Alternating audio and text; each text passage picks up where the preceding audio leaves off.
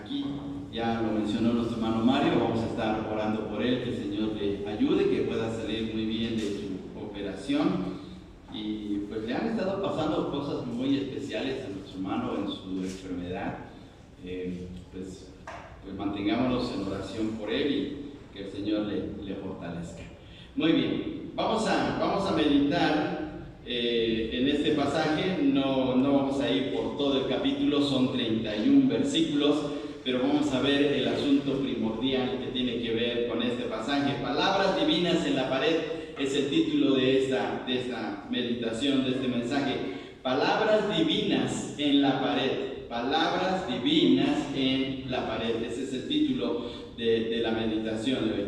Vamos a leer los versículos primeramente del 1 al 4. Primero del 1 al 4. Y luego nos vamos a pasar a los versículos del 24 al 31. Primero para ver el trasfondo de lo que estaba pasando en ese momento y luego para ver las consecuencias de lo que ocurrió en esa noche fatídica en el rey Belsasar. Versículos del 1 al 4, ustedes siguen la lectura de la palabra del Señor. Dice así: el rey Belsasar hizo un gran banquete, fíjense bien, un gran banquete a 1000 de sus príncipes, y en presencia de los 1000 bebía vino. Belsasar, con el gusto del vino, mandó que trajesen los vasos de oro, de plata, que Nabucodonosor su padre había traído del templo de Jerusalén, para que bebiesen en ellos el rey y sus grandes, sus mujeres y sus concubinas. Entonces fueron traídos los vasos de oro que habían traído del templo de la casa de Dios que estaba en Jerusalén, y bebieron en ellos el rey y sus príncipes y sus mujeres y sus concubinas. Bebieron vino y alabaron a los dioses de oro y de plata, de bronce, de hierro, de madera y de piedra. Y ahora nos saltamos a los versículos del 24 al 31. Entonces de su presencia fue enviada la mano que trazó esta escritura. Si usted pudiese allí hacer una pequeña anotación, en el versículo 24 dice: entonces de su presencia. Su se está refiriendo a Dios con mayúscula, su presencia, a Dios. Dios envió la mano.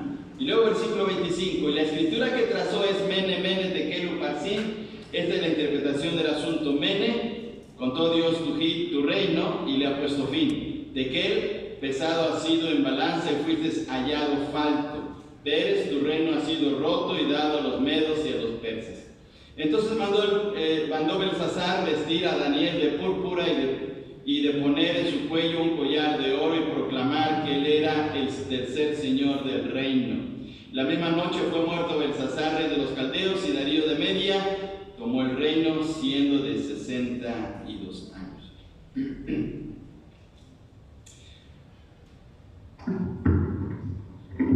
Pareciera que muchas veces podemos llevar nuestra vida tranquilamente, incluso tomando decisiones que no van acordes a su voluntad, haciendo de nuestra vida lo que creemos que está bien, a veces bueno, a veces malo, y pensamos como que no va a haber ninguna repercusión, como que no va a haber ninguna consecuencia, porque pues nos está yendo bien, la vida la llevamos muy tranquila y no vemos las consecuencias inmediatamente, y así nos las vamos llevando. Pero Dios está observando, el Dios del cielo está observando a todas las personas.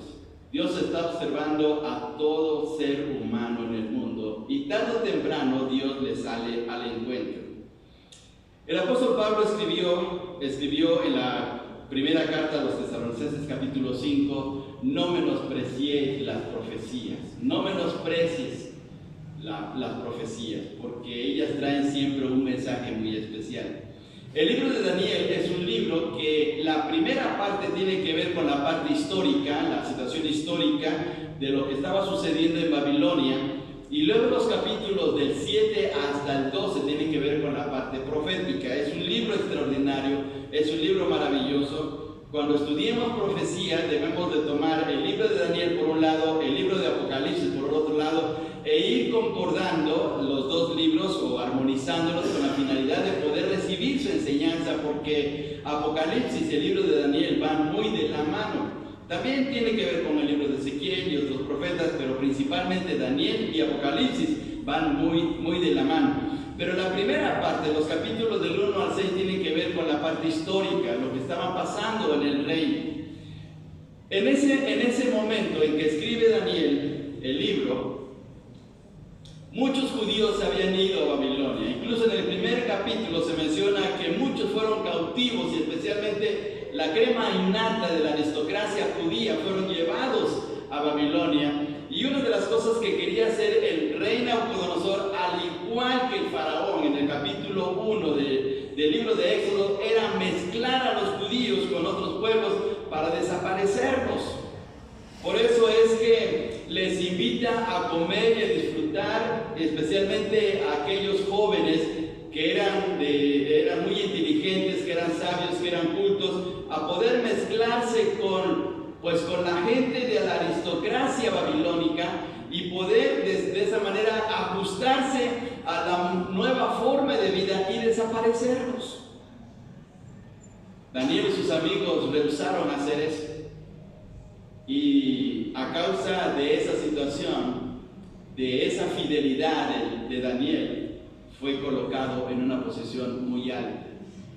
Más adelante ayudan al rey Nabucodonosor a interpretar sus sueños, porque su gente sabia no podía hacerlo, y Daniel tiene una posición muy especial. Pero cuando llegamos al capítulo 5, pareciera que Daniel estaba olvidado, ya no vivía el rey Nabucodonosor. En el capítulo 4, el último capítulo que tiene que ver con Nabucodonosor, ahí vemos cómo Nabucodonosor lleva su vida a una experiencia muy tremenda. Llega a comer pasto como un animal, vive mal por 7 años, hasta que reconoce que el Señor del cielo es verdaderamente el Dios verdadero. Pero de ahí en adelante ya no sabemos más. Y entonces aparece en el capítulo 5 el rey Belsasar. En este capítulo dice que Nabucodonosor era su padre. Vea usted por favor el versículo 2. Belsasar, con el gusto del vino, mandó que trajesen los vasos de oro, de plata, que Nabucodonosor, su padre. Bueno, literalmente dice su padre, pero familiarmente no era su padre, era su abuelo. A veces se utilizan términos como que nos confunden, porque luego dice su hijo, pero no es su hijo, sino es su nieto. O dice su padre, pero no es su padre, sino es su abuelo. Entonces hay que tener cuidado. El padre de Belsasar era un hijo del rey Nabucodonosor, y se llamaba Nabónido, así como suena con acento en la primera O, Nabónido, ¿sí? Ese era el padre de Belsasar. Pero en ese momento el rey Nabónido, que era el rey que realmente o que oficialmente estaba a cargo de todo el imperio babilónico, en ese momento no se encontraba en Babilonia, no se encontraba en la ciudad. El rey Nabónido, según los historiadores, era un rey muy culto, muy preparado, un hombre que amaba la literatura, que amaba el arte, que amaba la cultura. Y resulta que este hombre, este rey, se había ido a una ciudad en el desierto de Arabia. Esa ciudad se llamaba Tamia, la ciudad de Tamia. Se pasó ahí 10 años.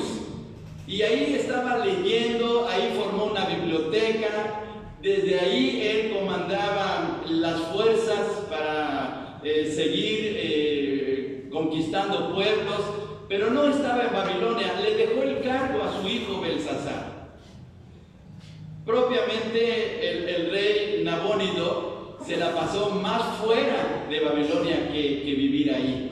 Algunos dicen que él sufría, algunos investigadores dicen que sufría de depresión, y por eso es que él prefería vivir más lejos de toda esa algarabía, de toda esa situación que estaba en la ciudad, de ese bullicio de la ciudad, y él prefería mejor estar en un lugar tranquilo. tranquilo, leyendo, discutiendo temas de filosofía de ese tiempo, temas que a él le interesaban, más que estar en el reino. Entonces, Belsasar era el rey suplente, no era el rey oficial. Por eso cuando le ofrece a Daniel la interpretación de lo que está escrito en la mano, le dice que le va a vestir de púrpura, le va a dar un collar de oro y lo va a hacer el tercer señor del reino. ¿Por qué el tercer señor del reino? Porque su padre Nabónido era el verdadero rey. Belsasar era el segundo rey que estaba supliendo a su papá. Y entonces Daniel, si interpretaba, iba a llegar a ser el tercero. Por eso le ofrece esa posición. Pero esa noche en que el rey Belsasar estaba haciendo su banquete, ocurrió algo extraordinario.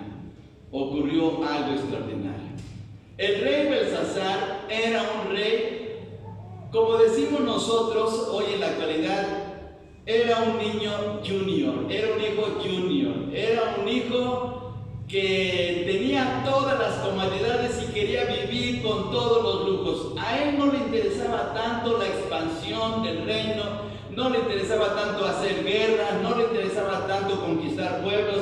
Él quería vivir una vida de lujo, ¿sí? Hace unos años, o mejor dicho, en el siglo pasado, en la isla de Haití, hubo un problema político. Había un doctor que llegó a ser presidente y se convirtió en un dictador. Se llamaba, bueno, le decían Papá Doc.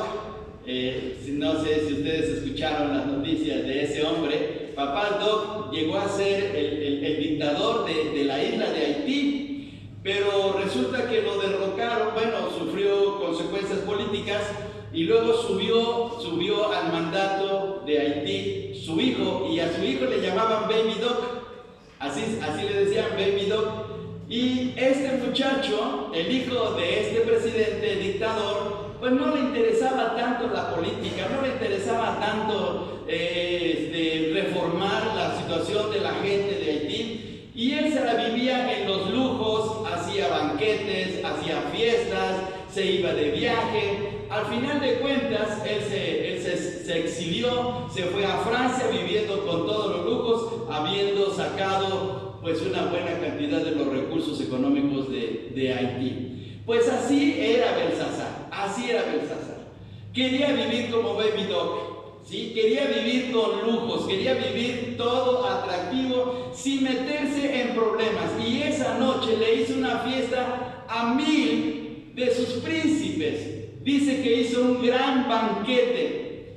¿Cuánto cree que se ha de haber gastado en ese banquete para llevar a esa fiesta a 1000 de sus príncipes? Y que no solamente eran 1000 de sus príncipes, sino más adelante dice que también eran sus mujeres y sus concubinas. Imagínense 5000 personas en ese banquete. ¿Cuánto se ha de haber gastado esa noche? De seguro que varios millones para hacer esa fiesta. Pero vamos a poner así, bueno, era un banquete, está bien.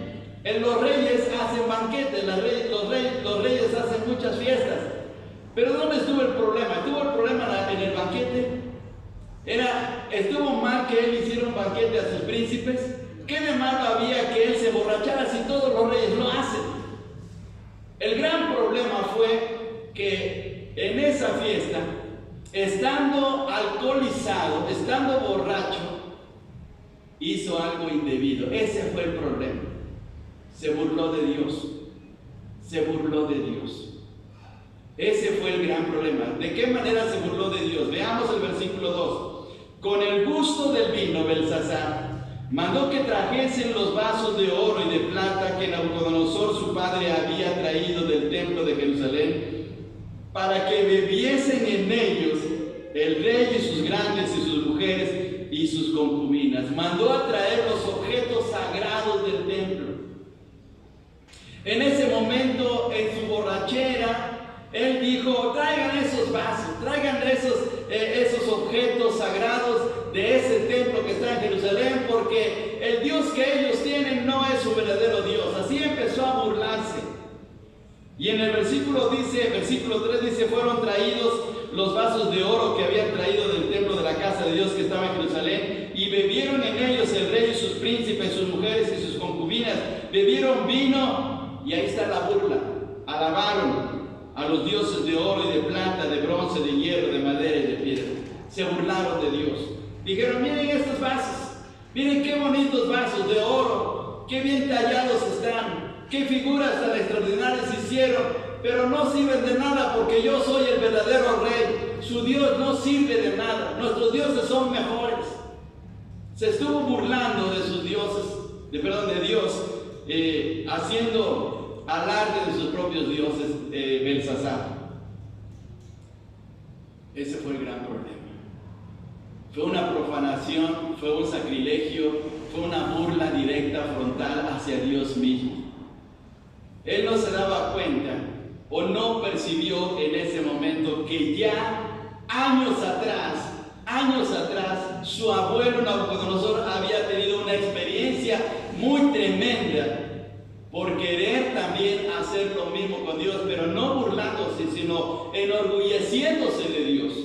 El capítulo 4 de Daniel menciona el orgullo de Nabucodonosor. Él dijo, miren esta gran Babilonia que yo construí con mis propias fuerzas, con mis propias manos, con mi propia sabiduría.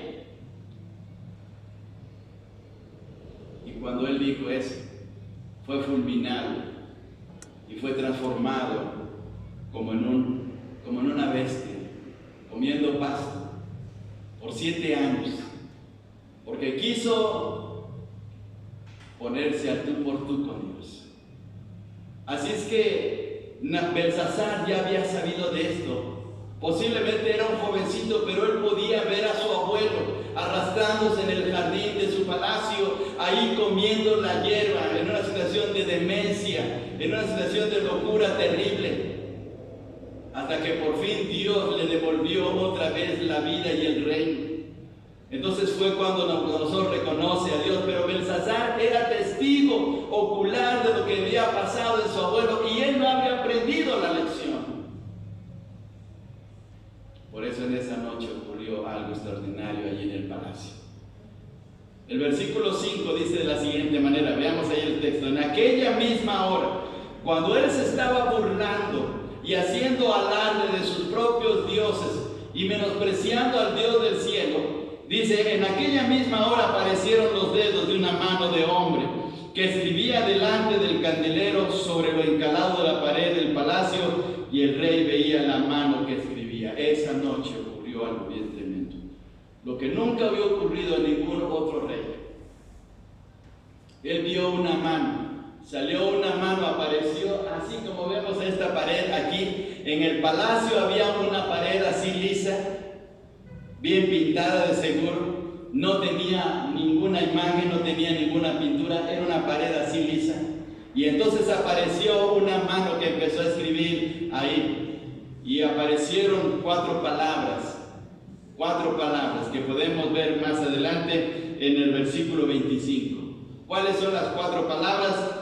Veamos que una palabra se repite 2 veces. Dice que la escritura que trazó es Mene, Mene, Tekel, Uparsin, ¿sí? El U, ojo con esto, el U de la palabra Uparsin es una conjunción que es para nosotros la traducción de la I. Cuando decimos María y Pedro, I es la conjunción. Entonces la U es una conjunción. Mene, Mene, Tekel, I, podemos decir I, Parsin. I, Parsin es un participio que aparece del verbo, que aparece más adelante en el versículo 28, que se pronuncia Pérez o Parez. Así es la pronunciación. El Parsin es un participio, ¿sí? Y viene del verbo que aparece en el versículo 28. Bien, aparecen estas 4 palabras, Mene, Mene, Tekel, Uparsin. Ahora, ¿por qué aparece 2 veces la palabra Mene? Porque la palabra Mene es un verbo caldeo. Y esa palabra, ese verbo, tiene dos significados que se mencionan en el versículo 26. Dice, esta es la interpretación del asunto. Mene, contó Dios tu reino. Ese es el primer significado. Contar. Dios cuenta. Y luego el siguiente significado de mene aparece adelantito y le ha puesto fin, poner fin. Entonces, el verbo mene en caldeo significa contar y poner fin. Por eso aparece dos veces. Lo que Dios le estaba diciendo a Nabucodonosor, ha llegado el momento. Ya este es el momento final de tu vida. Ya no vas a seguir más. Te has pasado de cosas malas que has hecho. Ha llegado ya el fin. Te he dado demasiadas oportunidades. Has visto cómo es este reino. Has visto a mi pueblo aquí. Has visto lo que Dios, lo que yo he hecho. Le estaba diciendo Dios, lo que yo he hecho con tu abuelo y no has aprendido. Así es que ha llegado el momento de poner un alto a tu vida. Así es que esa palabra, mene, mene, que se repite dos veces, tiene que ver con esta situación que aparece en el versículo 26. Y luego tekel, fíjense bien, tekel, pesado ha sido en balanza. El verbo tekel significa pesar, pero pesar en una balanza, como lo dice aquí el pasaje bíblico. Y luego el versículo 28, Pérez, o también se pronuncia Parés, con la A primero y luego la E, Parés. Tu reino ha sido roto, que quiere decir dividir. El verbo Parés significa dividir. Ha llegado el momento de dividir tu reino. Ahora, literalmente no fue dividido, sino fue traspasado a los medos y los persas, que fueron los que controlaban todo el reino o todo el imperio babilónico, como se menciona más adelante. Lo cierto es esto. Ahora veamos esta situación. Dios empieza a actuar. Dios pone un límite. Podemos vivir a nuestra manera y haciendo lo que queramos en un momento dado, pero Dios siempre nos sale al encuentro. No podemos pasar por alto su presencia. Aunque en un momento dado queramos decir, Dios no existe, Dios no me interesa, no quiero buscarle, pero Dios está atento a las disposiciones de nuestras vidas y todo lo que hagamos, de tal manera que llega el punto crítico, porque Dios dice, hasta aquí llegaste. Y entonces, ahí viene el serio problema para nuestras propias vidas. El doctor Billy Graham dice que las palabras que están escritas en la pared todavía están escritas en nuestro corazón. Todavía están escritas en nuestro corazón. Porque tarde o temprano Dios nos sale al encuentro y cuenta nuestras vidas y le pone límite para que de esa manera reconozcamos su grandeza. En este caso, Belsasar tuvo la oportunidad de poder vivir correctamente, tomando el ejemplo del pasado de su abuelo, pero no lo hizo. Veamos lo que ocurrió. Esas palabras no las pudo interpretar ninguna persona que trajo el rey Belsasar. Fíjense bien, vamos a ver en el versículo 7, dice, el rey gritó en alta voz que hiciesen venir magos, caldeos, adivinos, y dijo el rey a los sabios de Babilonia, cualquiera que lea esta escritura y muestre su interpretación será vestido de púrpura y un collar de oro llevará en su cuello y será el tercer señor del cielo. Entonces fueron introducidos todos los sabios del rey, pero no pudieron leer la escritura ni mostrar al rey su interpretación. No pudieron. Dios cegó su entendimiento. Dios le cegó su mente. No pudieron. Aunque estaba escrito en caldeo, no pudieron interpretarlo, porque eso solamente Dios quería hacérselo notar a través del profeta Daniel. Ahora, aparece un personaje que no estaba ahí en esa fiesta. Aparece una reina.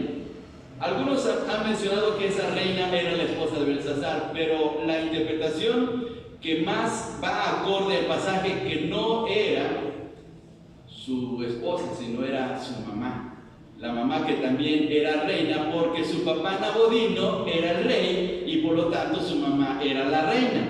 Dice en el versículo 9 y 10, entonces el rey se turbó sobremanera y palideció y sus príncipes estaban perplejos. La reina, fíjense bien, versículo 10, la reina. Ahora ponemos ahí entre paréntesis la reina madre, porque era la mamá de Belsasar. La reina madre, por las palabras del rey y de sus príncipes, entró en la sala del banquete y dijo: Rey, vive para siempre, no te turbe tus pensamientos ni palidezca tu rostro. En tu reino hay un hombre en el cual mora el espíritu de los dioses santos, y en los días de tu padre se halló en él luz. Cuando está diciendo en los días de tu padre, no se está refiriendo a Nabónido, sino a Nabucodonosor, a su abuelo. Dice las palabras: y en los días de tu padre se halló en él luz e inteligencia y sabiduría, como sabiduría de los dioses, al que el rey, y ahí está otra vez, el rey Nabucodonosor, tu padre, oh rey, constituyó jefe sobre todos los magos, astrólogos, caldeos y adivinos. Mandaron a llamar a Daniel por causa de la reina madre. Ella le dijo: mira, este hombre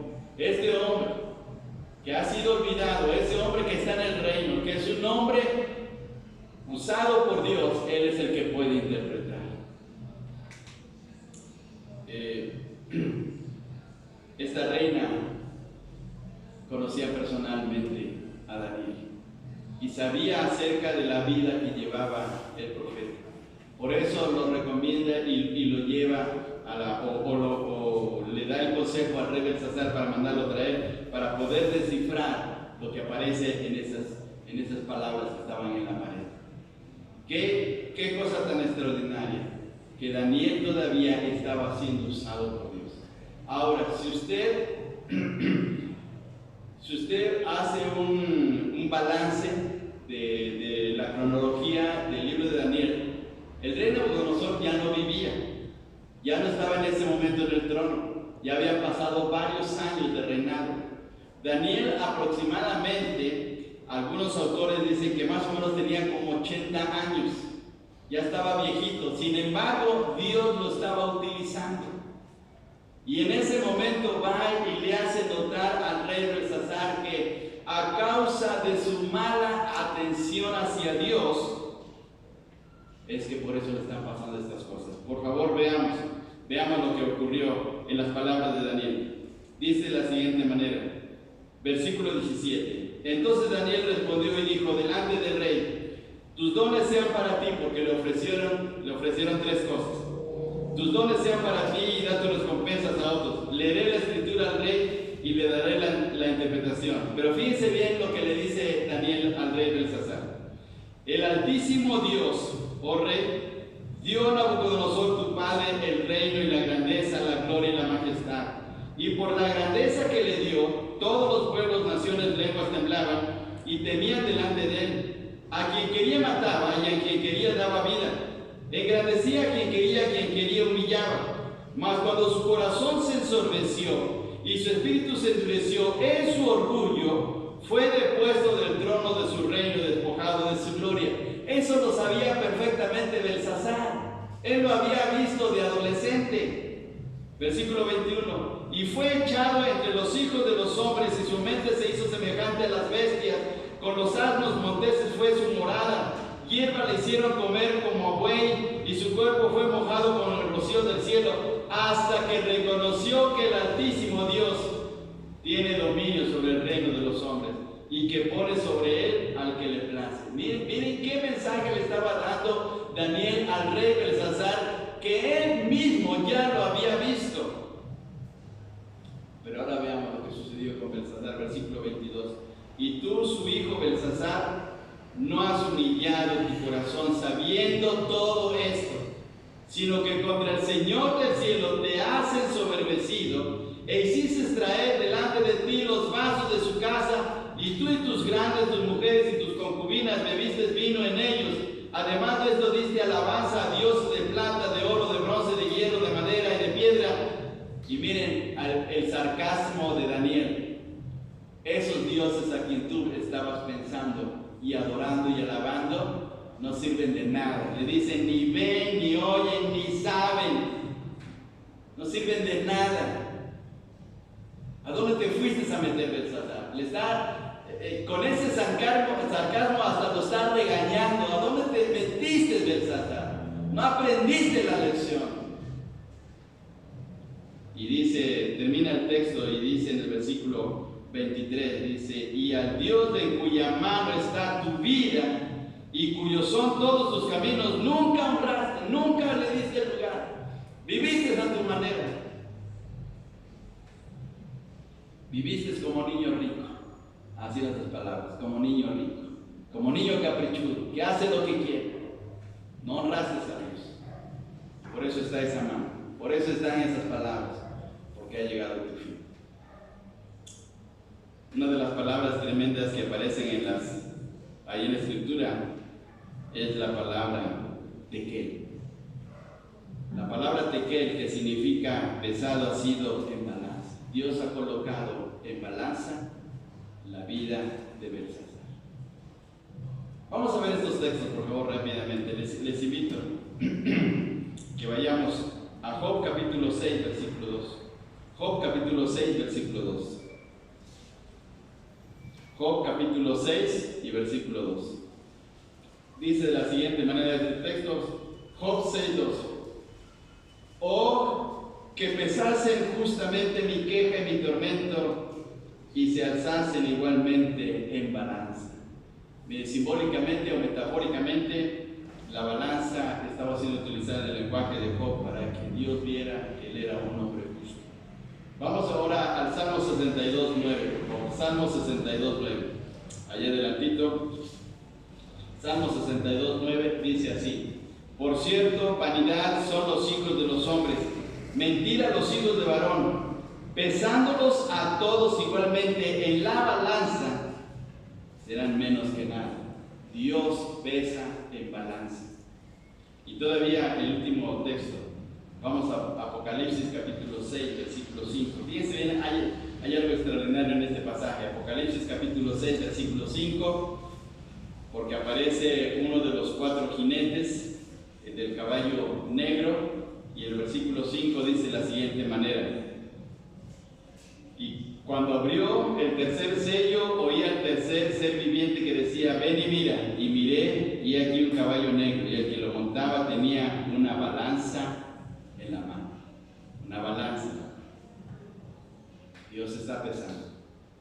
Dios tomó la vida de Belsasar y la colocó en su balanza divina, y vio toda su injusticia, vio toda su vida de rechazo hacia Dios. Cuando Dios le había mostrado misericordia y paciencia y bondad, y le estaba dando la oportunidad de un cambio en él, y no lo hizo, aunque había tenido la experiencia de su abuelo Nabucodonosor, pero él no lo hizo. Mire qué terrible. Y volviendo otra vez a las palabras del doctor Billy Graham, dice él que estas palabras todavía están en nuestros corazones, y Dios nos ha puesto en balanza. Dios quiera que la balanza esté nivelada, que estemos bien, que seamos aceptos a los ojos de Dios. Pero si nuestra vida no está bien, entonces la balanza se va a inclinar, entonces va a haber problemas en nuestra vida. Que Dios nos ayude.